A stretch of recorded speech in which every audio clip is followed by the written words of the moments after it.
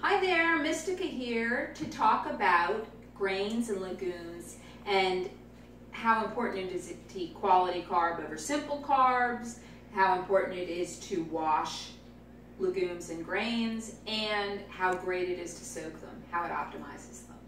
So first I just wanted to say, I was sharing with Emmy, our Director of Communications today, consider getting off the white flour, because I always learned that that acts like paste in your colon, and I've observed that myself. When I've cleaned out the colon, my health took a major turn for the better. I went 23 years without a cold after majorly cleaning the ancient history out of my colon, which was a lot of paste from white flour basically sticking.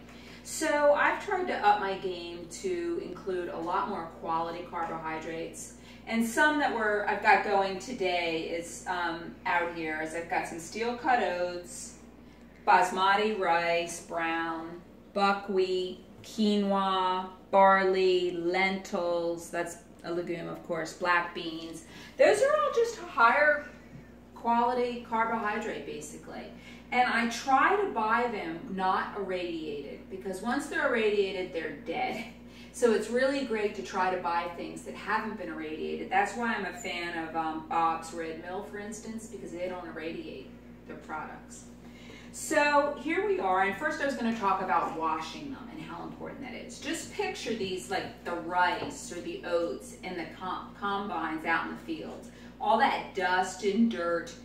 More times than not, they're not getting rinsed off. They might get a little rinsing, but more times than not, they're not. And then picture them in the silo, right? And a little moisture going on inside.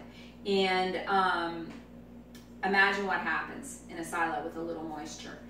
Donna Gates, who is the founder of Body Ecology, she wrote a great book about that several decades ago, was all about candida. And she didn't like people eating grains. And a huge reason for that was the fungal residue that there was on grains, which I'm not necessarily saying they have, but that's what Donna Gates felt.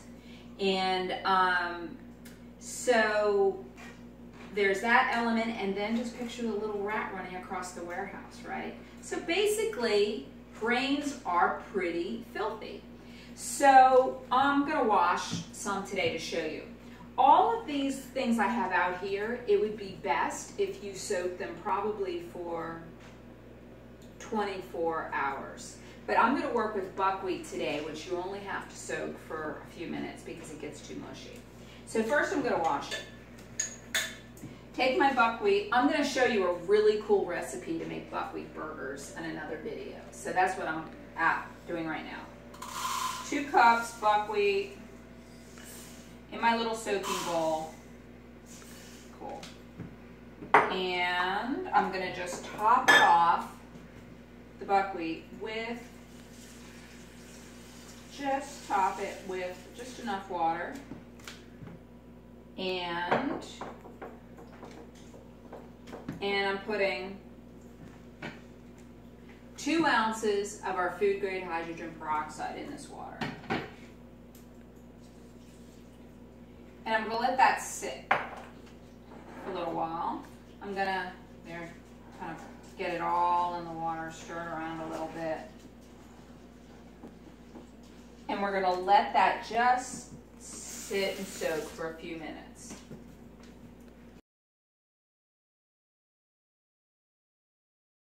Okay, we let our buckwheat sit for 15 minutes. Remember, the other grains can sit for 24 hours would be optimal, but any amount of time is good to soak our grains and our legumes. So here we have it. It is mind-bogglingly disgusting. Just remember, if it didn't have things in there, it wouldn't be foaming.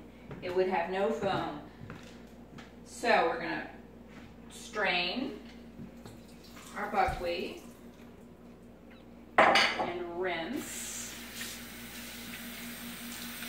Just really having to get down in there to get all that scummy stuff off. Okay. We are going to sprout this buckwheat to make our raw buckwheat buns. hamburger buns. There we have it. I'm going to put it on my counter and let it sit overnight and sprout. So we've left our buckwheat to sprout, and I want to tell you why it's so important to soak grains and legumes. It has a number of effects that are super beneficial for our health. One is just getting the dirt off, right? Especially when we use the HP. Number two is activating the enzymes more. It kind of brings them to life. Ideally, when they haven't been radiated, it can actually bring our food to life, which energizes it and brings it activates the enzymes and just increases the life force, basically. Three, it gets rid of enzyme inhibitors that are on the outside of virtually every nut, seed, grain.